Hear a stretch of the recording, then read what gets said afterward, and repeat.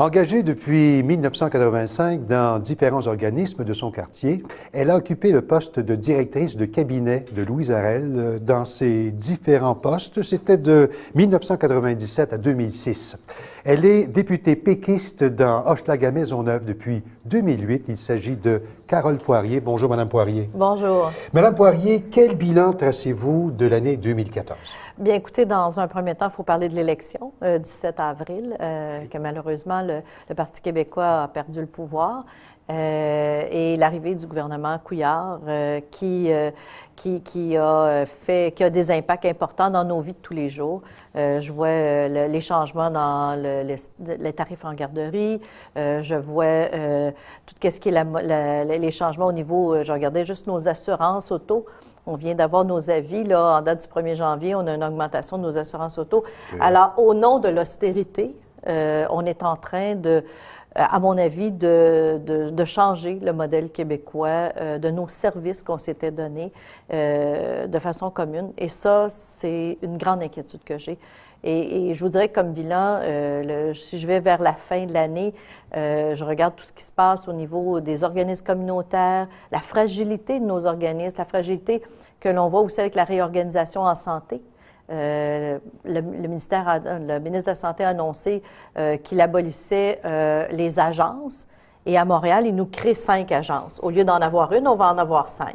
Alors, j'ai l'impression qu'on est dans un brassage de structures. Ça ne me confirme pas plus de services aux citoyens. Et moi, c'est ce qui me préoccupe. C'est le service aux citoyens. Madame Poirier, des dossiers importants, d'abord pour Sainte-Marie. Oui. Depuis au moins 2 ans, vous travaillez en collaboration avec le C3S Jeanne-Mance. C'est pour l'ouverture d'une maison de naissance. On en entend parler depuis plusieurs mois de ça. Ah, oui. Et les femmes du quartier pourront-elles bientôt avoir plus facilement accès aux services de sage-femme? Écoutez, c'est un dossier qui me passionne parce que l'accès à des services lorsqu'on est enceinte et après sont tellement importants. Et on a un groupe de sages-femmes très dynamique dans Sainte-Marie. Et ce groupe de sages-femmes s'est mobilisé depuis des années pour avoir une maison de naissance dans Sainte-Marie. Le C3S a monté un projet qui répond aux besoins de la population et qui va desservir Sainte-Marie et Hochelaga. Alors, c'est pour desservir un territoire de 400 naissances par année. C'est quand même pas rien. Et là, on est à la 2e appel d'offres. Alors, on a les crédits, là. Le problème n'est pas une question de crédit, tout ça. On est en 2e appel d'offres parce que la première appel d'offres, on n'a pas eu les résultats qu'on voulait. Et là, on a les résultats. Il y a un lieu d'identifier. Et quand j'ai discuté avec la directrice du C3S dans les dernières semaines, je pense qu'on est en bonne voie et que, moi, je dirais que d'ici 1 an, on va avoir des services de sage-femme dans une maison de naissance dans Sainte-Marie. J'ai vu un sourire convaincant, là, Madame Oui. Poirier. Vous me semblez en tout cas très optimiste. Dans tout à fait, tout à fait. Mais c'est pas un projet qui va être qui peut être annulé au moment où on est là, à l'occasion de coupures budgétaires ou quoi que ce soit. Le processus est engagé. On va avoir notre maison de naissance. Ça, on n'a pas à s'inquiéter. Si on parlait un peu de développement du logement social, il y a le projet de logement coopératif, plus précisément la coop du Havre-Frontenac, ça avance. Et le dossier sera présenté au conseil de la STM prochainement. Expliquez-nous ce projet et pourquoi la STM? Bien, écoutez, le projet il se situe juste ici, à côté, sur la rue Frontenac. Donc, sur les du terrains Havre, qui appartiennent. Exactement, Okay, le terrain de stationnement des garages de la STM.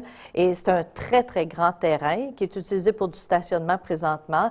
La STM accepte actuellement de discuter pour céder, vendre. Et là, on est dans les discussions. Et le but, c'est de 60 logements dans une coop d'habitation, logements familiaux pour les familles du quartier. Alors, c'est une bonne nouvelle. On n'est pas encore à l'étape où les travaux vont commencer, mais la STM accepte d'en discuter à son conseil d'administration, ce qui est une excellente nouvelle. Et suite à ces discussions, bien là, on va pouvoir commencer à travailler sur l'élaboration des plans, sur l'élaboration du financement, etc. Mais c'est un projet emballant pour la communauté. Ça sent bon. Ça sent bon. Je veux aussi aborder la problématique de copropriété indivise. Il y a des conventions qui sont échues où en voie de le devenir, et ça fait en sorte ça fait perdre en fait des subventions de logement à plusieurs personnes qui n'ont pas les moyens, eux ou elles, d'absorber les hausses mensuelles qui en découlent de tout ça. En quelques secondes, expliquez-nous de quoi il en retourne. Alors, je vais vous diviser ça en deux segments. Le premier dossier, ce sont les copropriétés indivises. Alors, c'est un phénomène d'achat. Alors, c'est comme qu'on achète un condo, finalement. Alors, par exemple, tous les deux, on s'achète un duplex. Vous allez occuper le haut, moi, je vais occuper le bas. Mais il y a déjà des gens qui habitent là. Alors, vous allez chasser les gens en leur donnant les avis selon les règles, etc. Vous allez les chasser, on va rénover nos 2 logements. Vous n'habiterez jamais là, finalement. Et vous allez revendre votre partie, je vais revendre ma partie. Et à ce moment-là, on vient de faire perdre 2 logements locatifs dans le quartier. C'est ce qui s'appelle la transformation de copropriété indivise pour le marché, ce qui fait que ça nous enlève des logements. Alors ça, c'est un premier problème. Et ça, j'ai déposé un projet, j'ai déposé des demandes auprès du ministre des Affaires municipales, de la ministre de la Justice, parce que c'est la copropriété indivise, c'est le Code civil. Les règles de la régie du logement, c'est le ministre des Affaires municipales. Alors moi, je suis en discussion avec ces deux-là. Et actuellement, on va réviser la loi de la copropriété au Québec pour l'ensemble de la copropriété. Et je veux qu'à l'intérieur de cette révision-là, on puisse changer les règles pour empêcher cette copropriété-là indivise d'être faite à l'insu des locataires. Parce que vous comprenez que lorsque vous payez très peu de loyer et qu'on vous chasse de votre loyer pour en faire un condo qu'on va vendre, eh bien, vous allez vous ramasser sur le marché locatif à du double de votre loyer. Le dossier qui est sur la table pour 2015? Le dossier qui est sur la table pour 2015. L'autre dossier, ce sont les coops d'habitation qui sont menacés actuellement par le fédéral parce qu'on se rappellera que les coops d'habitation qui sont là depuis 25-30 ans ont été financés par le gouvernement fédéral, par la Société canadienne d'hypothèque et de logement. Et ce financement-là, quand il vient à échéance, vient remettre en question l'ensemble des bénéfices qui étaient donnés avec, entre autres, l'aide à la personne. Alors, il y a des coops qui bénéficient de logements subventionnés, ce qui veut dire que le fédéral donnait à la copropriété, à la coop d'habitation, un montant qui était distribué aux locataires de la coop et qui faisait en sorte d'abaisser les montants de logement pour les rendre plus accessibles à ceux qui gagnent moins. À partir du moment où l'hypothèque se termine, cette aide à la personne-là va disparaître, ce qui veut dire que des milliers, et on parle au Québec de 18 000 personnes qui vont perdre l'aide à la personne. C'est des millions de dollars, c'est 20 millions par année qui est donné par le fédéral que l'on va perdre et qui va se retrouver sur la table du Québec à être payé. Alors, c'est un gros dossier, c'est menaçant et ça vient aussi menacer les gens en HLM qui eux aussi bénéficient de cette aide à la personne. Alors, c'est un dossier problématique. Il y a un combat à faire avec le fédéral. Malheureusement, je ne vois pas le gouvernement du Québec présentement agir beaucoup là-dedans. Je vais vous donner quelques lettres, mais explicatives, mesdames, messieurs, c'est que je veux en venir à l'avenir des corporations de développement local. Ce sont les CLD et des corporations de développement économique communautaire, les CDEC, les CEDEC, comme on les appelle, qui ont été abolies par le gouvernement libéral. En novembre, vous avez publié une lettre et vous dites, je vous cite, abolir la CEDEST, ça c'est la Corporation de développement de l'Est, c'est gaspiller 30 ans d'efforts dans Hochelaga-Maisonneuve. Rappelez-nous le rôle précis de cette corporation et où en est ce dossier. Ouais. Écoutez, les CEDEC à Montréal, ce sont des organismes de concertation de milieux. Alors, on a, à l'époque, quand on a créé ces entités-là, on a réussi à réunir autour de la table syndicats, employeurs, les gens du communautaire, les gens il y avait des gens de tous les milieux. Les élus sont aussi présents à leur CEDEC propre. Moi, je fais partie de la CEDEST, qui est celle de l'Est de Montréal, et la CEDEC Plateau-Montréal Centre-Sud, les deux, pour les deux territoires. Et ces organismes-là travaillent au niveau des entreprises pour les aider dans la formation de leur personnel. Ils travaillent avec les entreprises pour leur trouver du personnel. Ils travaillent aussi auprès des personnes qui veulent se partir une petite entreprise. Ils ont des fonds. Ils peuvent octroyer des subventions, des prêts. Presque un incubateur. C'est un incubateur d'entreprises, de petites entreprises, des PPE, mais c'est extraordinaire. Mais ça a aussi agi au niveau de l'économie sociale. Et ça a été une grande, grande force, particulièrement à Montréal. Il a fait naître plein de petites entreprises d'économie sociale par des coops de solidarité, par toutes sortes de petits projets, mais qui sont maintenant des fleurons économiques dans nos quartiers. Et là, on vient menacer on vient éteindre l'espoir que ces gens-là faisaient naître dans les milieux parce que le dernier accord entre le gouvernement et les municipalités par un pacte social est arrivé comme ça sur la table. Personne s'y attendait. Y a-t-il moyen de faire marche Ils arrière, ont fait un X là-dessus. Bon, le maire de Montréal a pris un engagement en disant, bien écoutez, j'y crois à la concertation, on va se parler, on va discuter ensemble. Mais sauf que le budget a été coupé de 50 là. Alors, on ne pourra pas avoir le même nombre de CEDEC, on ne pourra pas avoir la même force sur le terrain. Les fonds sont peu menacés, mais ceux qui gèrent les fonds n'auront plus d'emploi. Alors, on ne sait pas trop comment ça va fonctionner. Territorialement, comment on va réorganiser, parce qu'il faut qu'il en reste entre 6 et 7 sur le territoire de Montréal, et actuellement, ils sont 18. Alors, vous voyez la problématique importante, mais c'est surtout la perte de services au niveau de l'économie sociale, la perte de services au niveau de la petite. Vous avez une bonne idée d'entreprise. On créait des cercles d'emprunt. On réunissait 5, 6, 7 personnes. On faisait partager, on apprenait à ces gens-là à faire un plan d'affaires. On leur octroyait un petit financement de base, partir leur entreprise. Moi, je regarde, j'ai une petite entreprise là, qui fait des vêtements pour enfants dans le quartier et qui est une petite entreprise, mais qui est partie avec 2 000 $. Aujourd'hui, ils sont sur le marché et ils fournissent les magasins Clément. On doit avancer un peu, mais pour conclure ce segment, est-ce que c'est définitif? Est-ce qu'il y aura moyen de ramener les choses? On ne ramènera pas les choses à ce qu'ils étaient. Ce qu'il faut essayer de faire, c'est de sauver le maximum avec un 7 millions au lieu d'un 15. D'accord. On va aller faire un petit tour à l'Assemblée nationale, Madame Poirier. Vous êtes à l'origine de la mobilisation des élus de l'Assemblée nationale pour lutter contre la violence faite aux femmes. Une commission parlementaire qui va se pencher sur la question, je pense, cet hiver. Dites-nous un petit peu plus. Bien, écoutez, on a vu cet automne toute la montée de l'intérêt des gens suite à la campagne Agression non dénoncée, l'affaire Gomeshi. Oui. Il y avait les 25 ans de la Polytechnique aussi qui étaient sur le plancher. Et moi, j'ai senti qu'il y avait un besoin d'une discussion sur la violence faite aux femmes. Et j'ai proposé une commission parlementaire très, très large. Finalement, on en est venu une entente avec le gouvernement et les autres partis politiques. On a fait ça de façon non partisane. Moi, j'essaie de travailler de plus en plus pour qu'on puisse avancer. Arrêtons les blocages partisans, idéologiques, avançons. Et finalement, on s'est entendu pour une commission parlementaire sur le rapport de la ministre qu'elle a déposé en décembre sur les agressions sexuelles.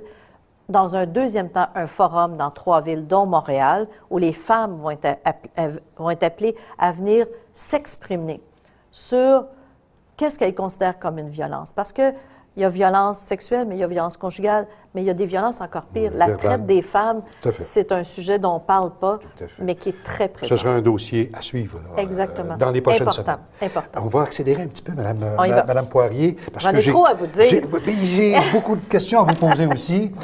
On parle de la mobilisation dans Hochelaga-Maisonneuve. Il y a 264 places en CPE qui ont été perdues dans Hochelaga-Maisonneuve et en parallèle, 70 emplois perdus. Comment vous réagissez? Écoutez, Hochelaga-Maisonneuve s'était mobilisé pour avoir des places en garderie, de nouveaux CPE. Le gouvernement libéral et le gouvernement du Parti québécois avaient octroyé ces 264 places-là. La nouvelle ministre a suspendu tous les projets, a reporté ça en 2020, ce qui veut dire que tous les enfants qui auraient pu avoir une place en garderie là finalement, vont être rendus à l'école primaire quand ça va être le temps. Alors, c'est des emplois, là. Les places en garderie, c'est des femmes particulièrement qui obtiennent des emplois qui sont très rémunérateurs et qui, finalement, reconnaissent un rôle important d'éducatrice en milieu de garde. Alors, c'est important et on a mobilisé tous les CPE du quartier à une manifestation en décembre dernier. Parlons un peu de culture aussi. On est presque au 375e anniversaire de Montréal et vous dites que l'héritage historique et patrimonial d'Hochelaga Maisonneuve mérite d'être mis en valeur et mieux connu des citoyens. Ça, c'est un dossier qui vous tient vraiment à cœur. Tout à fait. Écoutez, j'étais très heureuse le 24 décembre dernier d'assister à la messe de minuit à l'église Saint-Nom-de-Jésus. Vous savez que l'église est fermée depuis 2009. Je travaille depuis 2009 à conserver ce patrimoine, à conserver l'orgue Casavant, qui est un des plus beaux orgues que l'on a en Amérique. Et finalement, l'archevêché qui voulait même vendre l'orgue, il avait fermé l'église, vendre l'orgue, eh bien, ils ont décidé de réinvestir. Actuellement, c'est près de 2 millions qui ont investi en rénovation. Et le 24 décembre, c'est l'archevêque de Montréal qui est venu présider la messe. Moi, c'est pas que j'ai une tendance à la croyance, je vous dirais, mais mon patrimoine, j'y tiens. Vous savez, au Québec, on n'a pas de château, mais on a de super belles églises et il faut les mettre en valeur. Montréal en particulier. Et l'atelier d'histoire de Hochelaga Maisonneuve travaille très, très fort pour mettre en valeur ce patrimoine-là. Et ils organisent de plus en plus, j'invite les gens à aller voir sur le site de l'atelier d'histoire, des visites guidées du patrimoine de la ville de Maisonneuve. Et c'est particulièrement intéressant. On parlait d'éducation maintenant. Vous avez souhaité renforcer l'enseignement de notre histoire nationale du primaire jusqu'à l'université et adopter une politique nationale d'éducation aux adultes de formation continue. C'est un autre dossier qui vous tient à cœur. Qu'est-ce qui a été fait jusqu'à maintenant là-dedans? Bien, écoutez, le Parti québécois, durant les 18 mois qu'il a été au pouvoir, avait enclenché le processus pour que, justement, tous les jeunes et les adultes aussi qui sont rendus à l'université, qu'on continue à apprendre qu'est-ce que c'est notre histoire. Parce que quand on sait ce qui s'est passé avant, on est capable de régler ce qui s'en vient dans l'avenir. Et malheureusement, le gouvernement libéral a abandonné ce projet de culture importante pour notre société. Et moi, je le dis, les Québécois sont malheureusement pas assez connaissants de leur propre histoire. Et si on connaîtrait mieux notre histoire, je suis persuadée qu'on serait plus souverain. Vous avez entamé un travail avec le collectif de la table des écoliers. Ça, c'est pour étendre dans Hochelaga Maisonneuve, Montréal et également au Québec, là, un système de services alimentaires de qualité et d'éducation, d'éduquer les gens à une saine habitude de vie aussi. Qu'en est-il ressorti? Écoutez, on a travaillé très, très fort avec les organismes, tant La Relance dans Sainte-Marie que le Chic Restopop et d'autres organismes, à mettre sur pied ce collectif. On a documenté, on a fait des études d'impact, un modèle d'affaires. Ça a été présenté au gouvernement pour que, justement, les enfants puissent recevoir sur l'heure du midi un bon repas, un repas équilibré, un repas sain. Apprendre aussi de nouvelles habitudes alimentaires et dans un cadre éducatif en tant que tel, mais aussi on peut manger en s'amusant.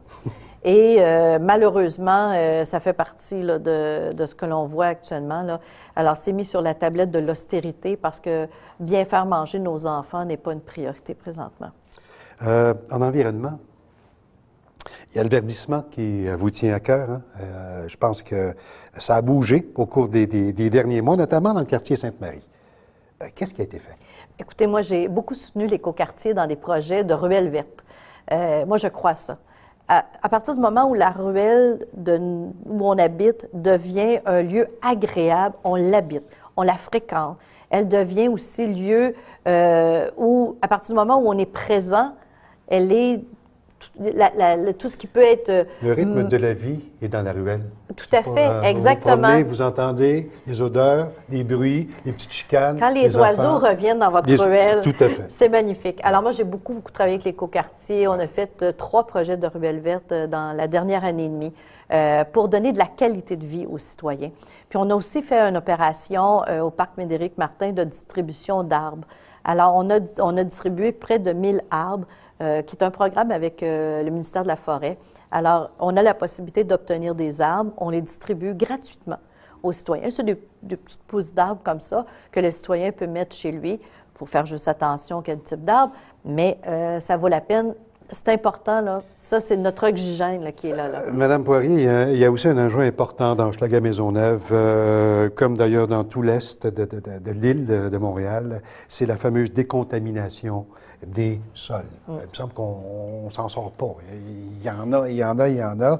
Êtes-vous toujours aussi active dans ce dossier? Oui, tout à fait. Écoutez, ça, c'est une problématique importante. Vous savez que dans l'Est de Montréal, nous avons un comité qui s'appelle le Comité de développement de l'Est de Montréal, le CEDEM. Et ça réunit les élus, les acteurs. C'est une table d'environ 80 personnes. Et le dossier de la décontamination est un axe important. Et il faut renouveler le programme. On attend des nouvelles du gouvernement. Il faut renouveler le programme de décontamination pour avoir les moyens, parce qu'un terrain contaminé, on ne peut pas construire dessus, donc ça devient un terrain en friche. Il nous reste encore 3 minutes. Mais j'aimerais quand même, il arrive de très bonnes nouvelles. On parle de perte d'emploi. Il y en a une, elle n'est peut-être pas immense, mais on parle quand même de 50 nouveaux emplois sur la rue Notre-Dame. Et c'est avec fierté, d'ailleurs que vous amenez cette information. Tout à fait. Écoutez, la compagnie Can-Est Transit, excusez-moi, Can-Est Transit, c'est établi. C'est une nouvelle entreprise, là. C'est tout nouveau. C'est pour faire du transportement de grains. Ils se sont installés à côté du port. C'est des installations qui sont intéressantes. 50 emplois, des investissements de 20 millions. C'est quand même pas rien. Et ça vient dynamiser ce coin-là qui était actuellement abandonné parce que la compagnie précédente avait quitté. Alors, c'est une dynamique économique importante. Et c'est 50 emplois qui ont été offerts à des gens du quartier dans un premier temps. Tout simplement le souligner parce que les bonnes nouvelles, on en veut. C'est ça, exactement. Sur une note un peu plus personnelle maintenant, ça fait près de 20 ans que vous souriez, que vous êtes active en politique, dans un premier temps comme chef de cabinet, puis comme député. Quelle évolution avez-vous constatée dans le travail politique durant ces 2 décennies? Est-ce que ça a beaucoup changé? Ça a énormément changé. Moi, j'ai commencé en politique en 91 exactement, comme attachée politique au bureau de comté. Et à l'époque, vous voyez, je travaillais sur sur une dactylo électrique. Et là, nos moyens de communication font en sorte qu'on travaille en temps réel maintenant. Alors avant, on envoyait une lettre par la poste, puis on attendait la réponse. Là, j'envoie un courriel, puis je suis devant mon portable, puis j'attends la réponse. Alors, les médias sociaux, les moyens électroniques de communication... En fait, ça a été pour vous le changement majeur? C'est le changement majeur. Ça change aussi notre rapport à l'information. Finalement, Madame Poirier, que souhaitez-vous à nos téléspectateurs, aux Montréalais, également aux Québécois pour 2015? Écoutez, je ne peux pas passer sous silence les événements de Charlie Hebdo. J'étais hier, d'ailleurs, de celles qui ont appuyé le mouvement pour Raif Badawi. Oui. Moi, je pense que notre liberté d'expression doit être préservée à tout prix. Le crayon n'est pas une arme. C'est pas une arme. On ne peut pas considérer ça comme une arme. Et on se doit de préserver cette liberté d'expression que nous avons si chère ici. Et j'espère pour 2015 que les citoyens vont prendre justement la plume, vont prendre le crayon pour dessiner, pour s'exprimer, mais de façon libre et en sachant qu'il ne devrait pas jamais y avoir de menaces sur ce qu'on dit, sur ce qu'on écrit ou sur ce qu'on dessine. Carole Poirier, merci beaucoup. Merci beaucoup.